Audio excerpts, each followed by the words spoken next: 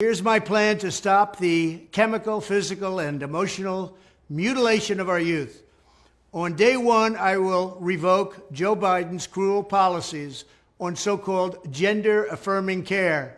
Ridiculous. A process that includes giving kids puberty blockers, mutating their physical appearance, and ultimately performing surgery on minor children. Can you believe this?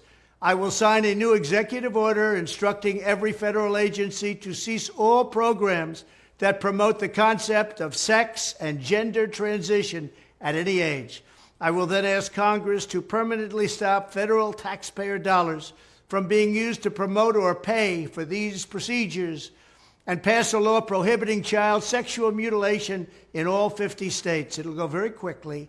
I will declare that any hospital or healthcare provider that participates in the chemical or physical mutilation of minor youth will no longer meet federal health and safety standards for Medicaid and Medicare and will be terminated from the program immediately. Furthermore, I will support the creation of a private right of action for victims to sue doctors who have unforgivably performed these procedures on minor children. The Department of Justice will investigate Big Pharma and the big hospital networks to determine whether they have deliberately covered up horrific long-term side effects of sex transitions in order to get rich at the expense of vulnerable patients, in this case, very vulnerable.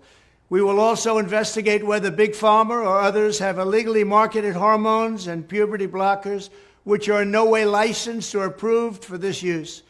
My Department of Education will inform states and school districts that if any teacher or school official suggests to a child that they could be trapped in the wrong body, they will be faced with severe consequences, including potential civil rights violations for sex discrimination and the elimination of federal funding.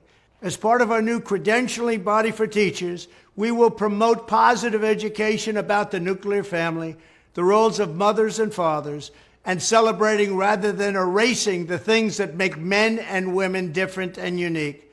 I will ask Congress to pass a bill establishing that the only genders recognized by the United States government are male and female, and they are assigned at birth. The bill will also make clear that Title IX prohibits men from participating in women's sports, and we will protect the rights of parents from being forced to allow their minor child to assume a gender which is new and an identity without the parents' consent. The identity will not be new, and it will not be without parental consent. No serious country should be telling its children that they were born with the wrong gender, a concept that was never heard of in all of human history. Nobody's ever heard of this, what's happening today. It was all when the radical left invented it just a few years ago.